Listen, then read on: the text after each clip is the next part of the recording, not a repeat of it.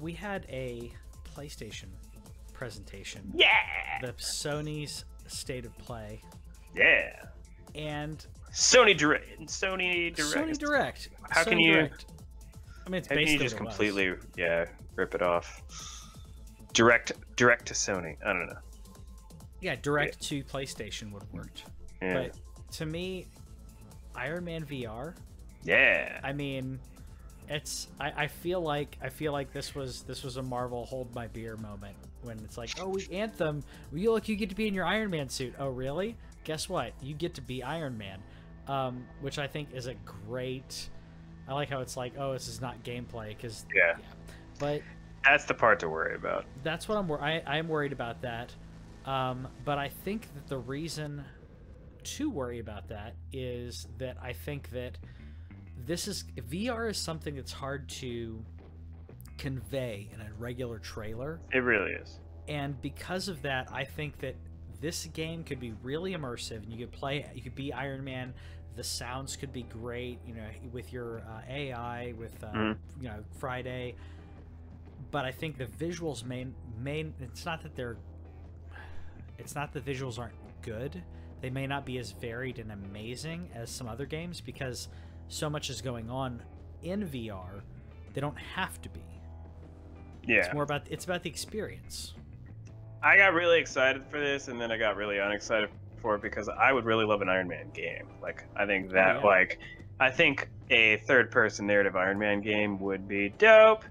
But this is VR, and it is a cool thing for VR. The cool thing that they did show that, like you said, it's hard to sell a VR game from a trailer, but it was cool where you see the dude who's playing the game. He puts on the goggles, and it really makes you think of like the Iron Man thing. Like every time he steps and puts his helmet on, you get that camera visual in the Marvel movies where where his HUD comes up. And to have the HUD coming up there, like I can imagine that being super dope.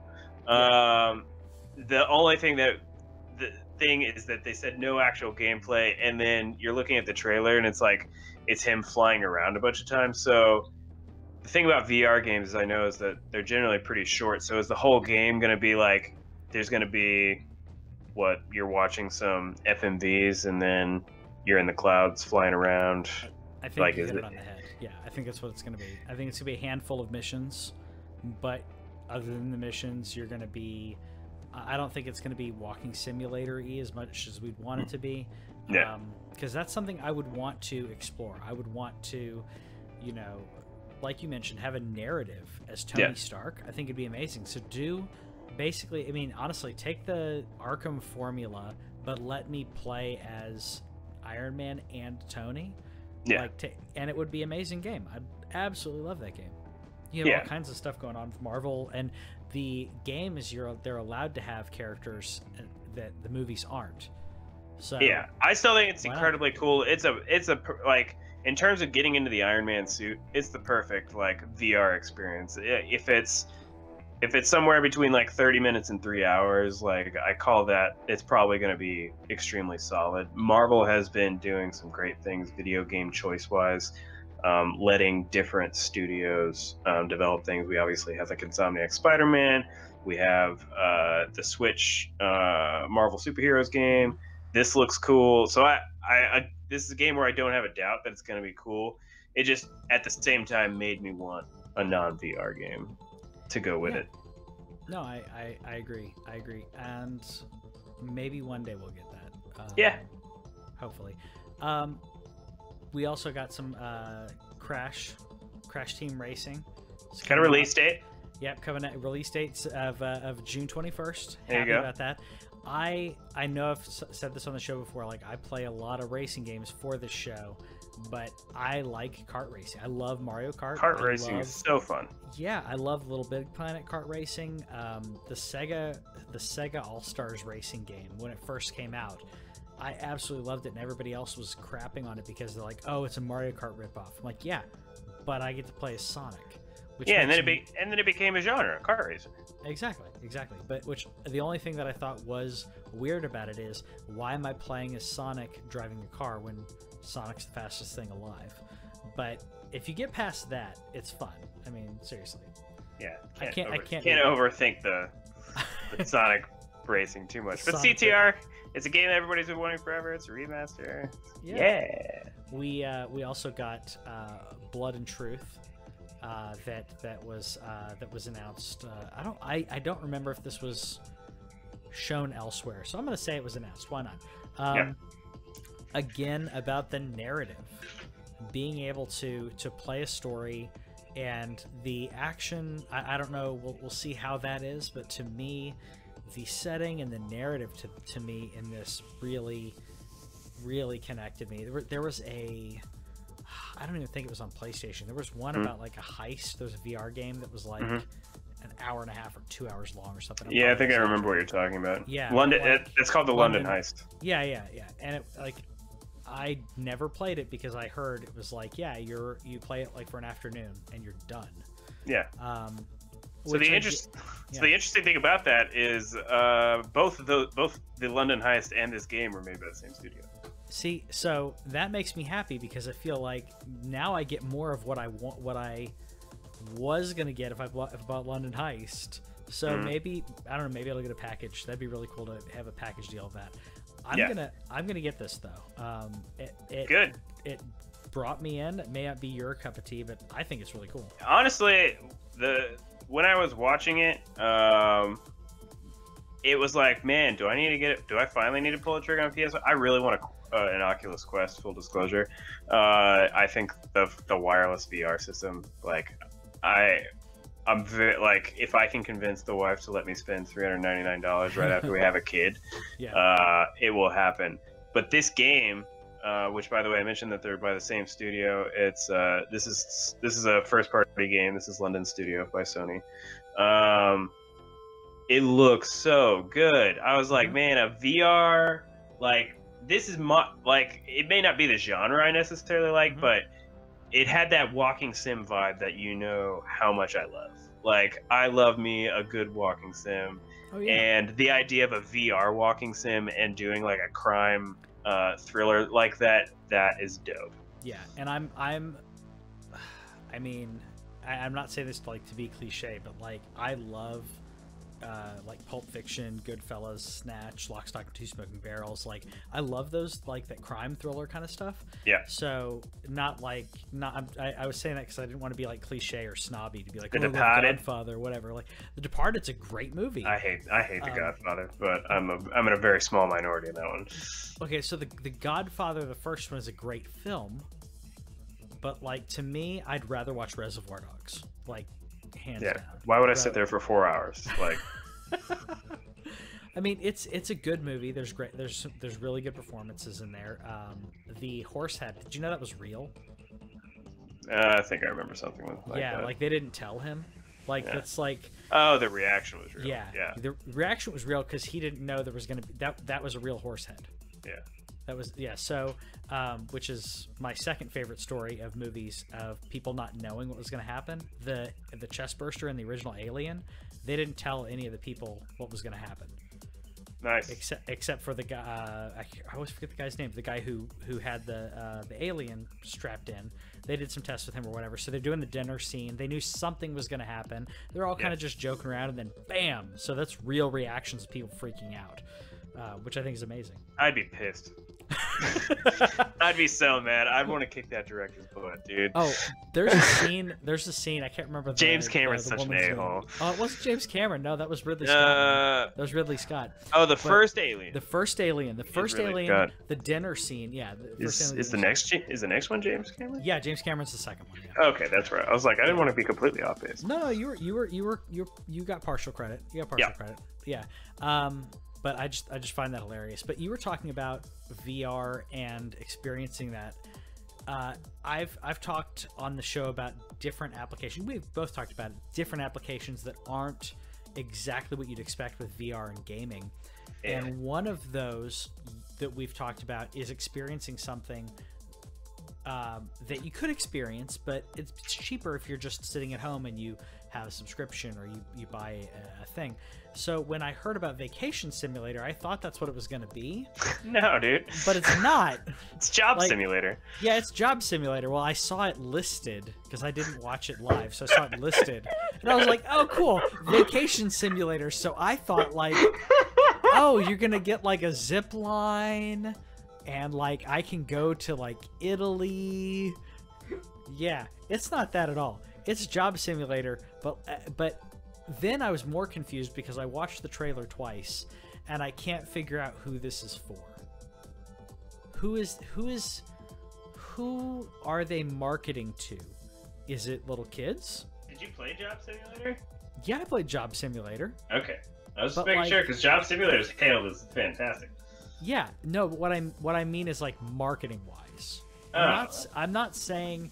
So the only thing I can think of is young adults / teenagers playing this on Twitch and everyone watching them do stupid things. It's the only thing I can think of.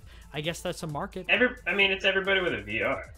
I'm going to talk about this when we're done talking about all the games in terms of everything about this state of play.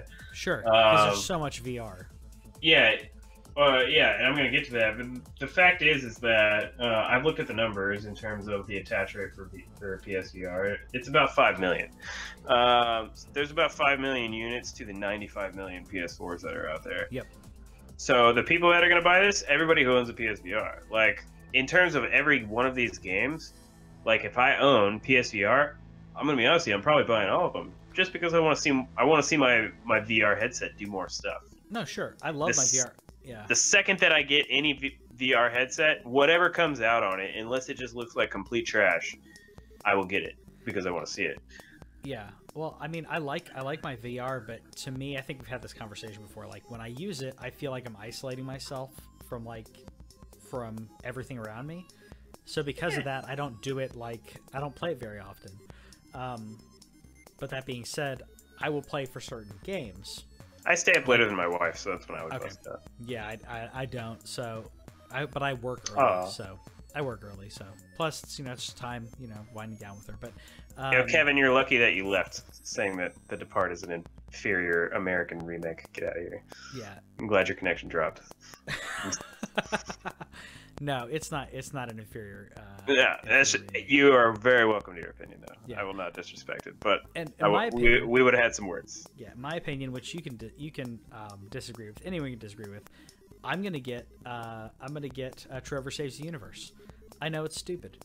I know that he's basically. This is for those of you who don't know. This is made by what's the guy's name from Rick and it's one of the guys from Rick and Morty. Because it says co-creator. It's the guy who plays Rick and Morty's. What's that? Said, "Oh, I'm out then." Yeah, it's the guy who plays Rick and Morty, and made a VR game, and it's the similar comedy, which is why I'm in, and I think why you're out. Yep. It's a similar ridiculous anti-comedy, or just over the top stupid. I like a lot of the references. I like how the show can go really introspective and deep, but it's a really dark show. It's a really messed up show. So yeah, and that's why you're like, I'm out. Yeah. It's enough dark television, and I don't like dark animated television where they get to break a lot of limits that regular TV can't because they're animated. It's the same, there's Futurama, and Futurama tends to stay on the funnier side of things. Yep. It's still a little bit dark, but that's about where I'm getting to that line of stuff. So I'm glad that there's a ton of Rick and Morty fans, and so it's cool that they get something for them. Exactly, and there's another Rick and Morty VR thing that I need to check out. Yeah, because I like it. I heard it's good. But yeah, I know it's not for everybody. And that's why I was like, I know I like this. I know it's probably not going to be your thing, but Concrete Genie is going to be your thing, though. Yeah, it is. This is another Sony first-party game. This is Pixel Opus. Yep. Whenever I saw this, instantly I got epic Mickey vibes, but an edgy Epic Mickey. Like, they give this dude a paintbrush. He's like painting up the town. Stuff's happening. There's a magic. I don't know why there's a black screen, by the way. I don't know if it was a feed issue. Yeah. Okay. I gotta fix it later. That's okay. So you'll see it if you watch on the YouTube video, but super cool / cute. Like, the premise looked cool. Definitely check out that trailer. It's so inventive. It's so inventive. Like, and what I liked about it is it is a console game, so this is one of the few console games that they actually talked about, but they also said that it's going to have a VR component. It's going to be coming out in fall of 2019, but it just, yeah, like you said, it's really inventive. It felt different. It felt a lot like Epic Mickey did, but again, like original IP, which is cool. Yeah, exactly. And that's the thing. I thought about Epic Mickey as well, but it was kind of an afterthought for me. Like, I was enjoying it. It's different enough because of the artwork and because of the graffiti, and obviously because it's not cartoony. Yeah. It made it different enough that I didn't look at it and go, "Oh, you're copying," because they're not. No. It's still inventive. It's about creation and destruction, and it does it really well. It looks like it's going to do it really well, I should say. I could tell it was in the back of somebody's mind. That Epic Mickey was in the back of somebody's mind. Oh, sure, but I mean, we can say that about a lot of games where where they're inspired by something, and I think that's fine. I think that it's going to exist in a place, in its own place. It doesn't have to always be lumped into that. Yeah, exactly. It's not like Saints Row and Grand Theft Auto, where you're like, someone wanted to make Grand Theft Auto because they thought that was going to make money.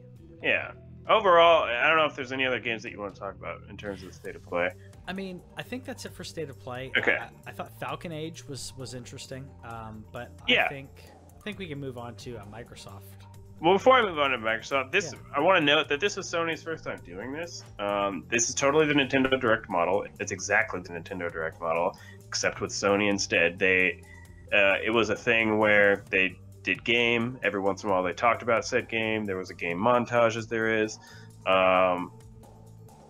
I liked it for that aspect. If they're going to be doing this, I think I've heard some people mention quarterly that this might happen. If they're doing this every 3 months, super cool. I don't know why they started with a VR focused one. I think, again, I know that they want to push VR, and more power to them. They should definitely be mixing VR into things like this, because that was a problem at E3. They would not talk about VR at all, and it's like, you have this cool thing, but this is your first time doing this. You have so many games coming. PS4 is rocking. You got 95 million of those suckers out in the wild. Like, you haven't talked to us all year. You haven't talked to us since you dropped PSX, since you dropped out of E3. You haven't really said anything. Mm-hmm. So, like, I know that I didn't want to place it too high and be like, I'm expecting Last of Us 2 release dates and Ghost of Tsushima. I wasn't expecting that level of hype, but I just thought that they would take that opportunity to say, like, hey, even though we're not around and we haven't been around for a few months, look at all this crap that is on PS4. No, I will be very happy. As much as I love E3 and the idea of E3, yeah, still my favorite thing. It's still, I mean, it's our Super Bowl. It's that's the thing. But like, as long as the big announcements kind of still revolve around that, I think that the convention itself, the expo itself, is great. But I think the idea of a live presentation needing to be X amount of time, needing to be a live presentation in front of a live audience to get the cheering and get that feedback immediately, we don't need that anymore. We have Twitter for that. You want instant feedback, look at Twitter. I think that we can still have E3 without having a bunch of live shows that, from a corporate presentation standpoint, have more more chances of things going wrong and being really bad, like the Borderlands one. Yeah, I think and it's expensive too. Like, to do those kinds of presentations is stupid expensive. When E3, if and when E3 actually like fully dies, I'm gonna be super sad about it. But if they keep doing things like this, like, and again, if they do this quarterly, dope. Like, yeah. You can't give me enough video game content to satiate the right word. You can't like, no, I'll keep coming. I'm there exactly. every stream. I think that E3, I don't think E3 is going to completely go away, but I think the idea, I think if I knew, it was like, okay, that week we're going to get a Microsoft in your face, direct into your PlayStation, during Nintendo Direct. I was trying to think of other things. You can't say Nintendo Direct. You can't say Sony Direct. Yeah. I mean, I'm sure they copywrote it. Yeah. And if they do a state of play, they should do it right before. They should do it like right before or right after Xbox's press conference. Like, if they really want to just like punch them in the face. Well, even though I really expect Xbox to do an awesome press conference, I really have high expectations and high hopes for them. But man, if they did a state of play like 10 minutes later, this is going to be Xbox's E3. I think it's gonna be Xbox and Nintendo. I'm still saying that partnership is there. Oh man, it's gonna be so cool if that's true. It's gonna be so cool if that's true. But to me, I think it's gonna be Xbox's year because they've been buying up these studios. I think they're gonna have things that they can talk about or things they can tease, and it's enough to be like, hey, you're only getting this on Xbox. And at this point, I don't think that they care if you're getting it through Game Pass. They want Game Pass to be a thing, but they're obviously saying, well, Game Pass, all these games are available day one on Game Pass. Unless you're a collector, then unless you're a collector, Game Pass is for you, in my opinion. Like, well, that's why people are whining about Stadia, and like they're like, "Oh no, you're gonna take away my physical." I'm like, Microsoft's already doing it. What do you think Game Pass is? Yeah. I mean, and like I'm saying, like there are certain games, like as a collector, I'm like, I want to play that. I want to play that. I want to play that. Yeah. This can move into a different type of gaming. Yeah, we're probably gonna have different price structures and everything because of that. Because if people are having Game Pass and Stadia and Apple Arcade, if you have these games as a service where I can pay a subscription, I don't have to buy a game, and the games, because it's not just games, the first party games day one are on Game Pass.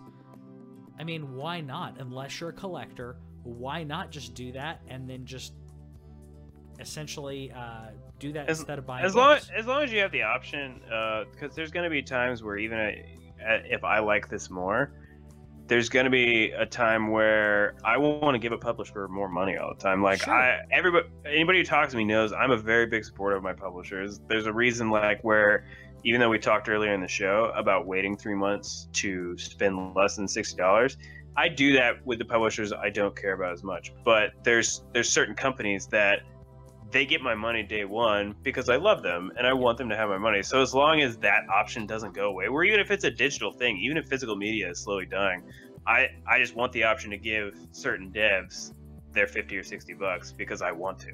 Oh, sure. No, I do too.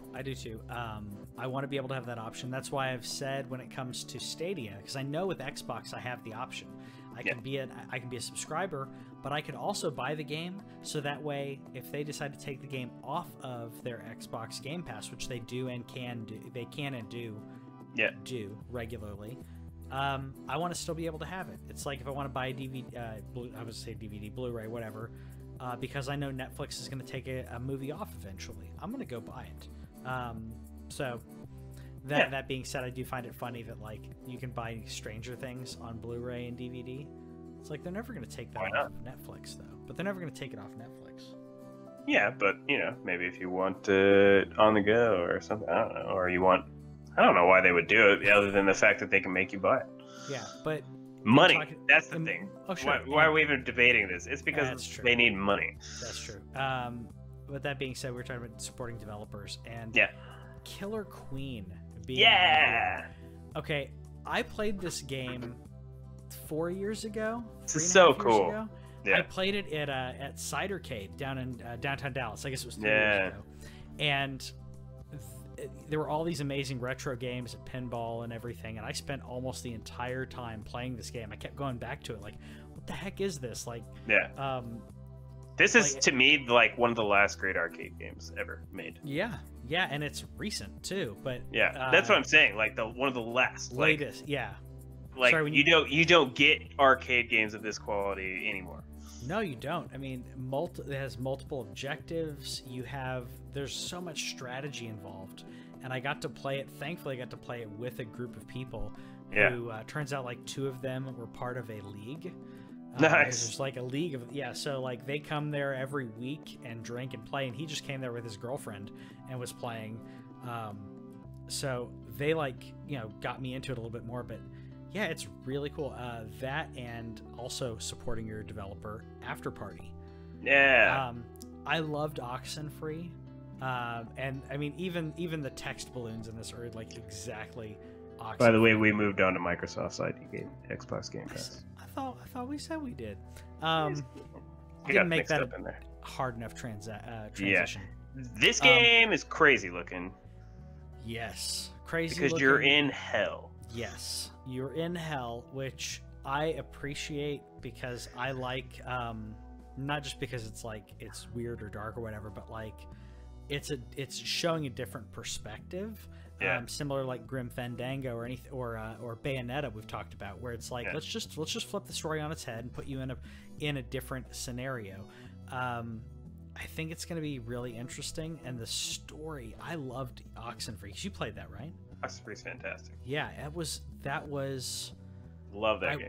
That was probably one of the best games with gold things that I ever got from games with gold, because I loved it. A lot of times it's like, oh, it's somewhat, I got it for free, so I'm not really invested in some of the games. So sometimes I'm just like, it was okay.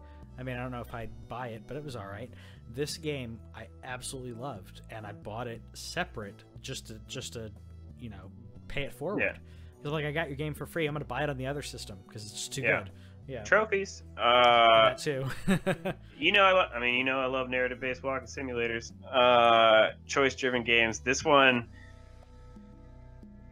there's things where me, I don't like dealing with like demon type things. So it really depends on how far they take this. If it's completely like comedic and so on, I will probably end up playing it. I have some initial misgivings about it. Just again, given the whole context is that you went to hell, and that to get out of it, you have to out party the devil. Like you have to out drink the devil, and you have to even do a whole bunch of stuff to get to him in the first place. There's the stuff that they're gonna make you do. I mean, it's not like murder these people. I know. It's just a thing. That's where the religious side of it comes, where it's like it's messing with devil stuff gets a little rough. My guess is worst case scenario is like you're gonna be pranking people, or partying, or convincing someone to fight someone else or something. Like it's gonna be more comedic driven or more story driven than anything else. I'm gonna play it, and I'm gonna buy it and play it, so I can let you know if you want. But I mean, I think I kind of know that barrier for you, where it's like, or you can just get it on Game Pass day one. You can get it on Game Pass day one. You can also get on Game Pass day one Supermarket Shriek. Cool. Which immediately I was like, I love how stupid this is, because it's the makers Goat Simulator. They should put Guy Fieri in this game. Guy Fieri? Why is that? Guy Fieri? You don't watch? I mean, maybe you don't watch any food television, but because of his Guy's Grocery Games. Oh, I didn't know he had a thing. Yeah, there's the diners. He has the triple D for diners, dive-ins, and dives, and then he has the triple G for Guy's Grocery Games. Oh, okay. Okay, see, I didn't know that. Yeah. You know that like people rag on him a lot, but he's a really cool dude. He's a giving dude. Yeah, that's exactly what I was gonna say. There was a comedian who was talking about it, and he was bringing up these things that people don't talk about. Yeah. But, like, I think it was what was it? It's not. It was the Fires. The Fires, but like there's also like there's a pretzel making machines or like carts or something. Like he gives those out to people to like what was it, like to people to communities like that don't have that kind of stuff, like it's not like specifically for like fundraising. Like if they want to fundraise, like if you want to fundraise for your fundraise for your school, like you can So I was like, just different stuff like that, like that. Yeah. Like it's real easy to rag on his television shows because they're very cheesy and so on. But like then you hear about like how he was giving food to the first responders, like all day. Yeah, him and Joe Rogan was out there. During the fires. Like he I don't know if you like listen to his podcast. I don't. It's interesting, but like I know he was basically saying, every once in a while, whenever they're like, hey, this was super interesting, I'll listen to one. I just don't listen to it regularly because he does so many of them and they're like 3 hours long. He does 4 or 5 a week.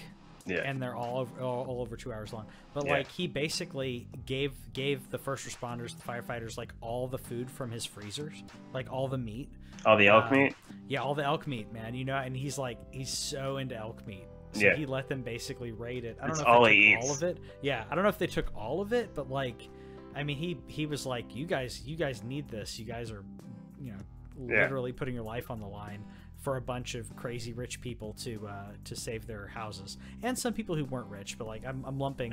One of my friends was actually affected by the fires, and it just destroys someone's lives. So it's rough. Very cool, guys. But anyways, the supermarket tree, it just made me think of that. If they just had like a Guy Fieri looking person in there while you're running around, hilarious. I would love it. Like count up the points or whatever. Yeah. Thanks for watching This Week in Our Collective Heads. Subscribe over here and click the bell, and that way you'll know about any new videos that we put up, because we put up a lot of gameplay, a lot of stories from games and stuff like that, and gameplay is down here. Yeah, and you got more editorials and news stuff down here. Check it out.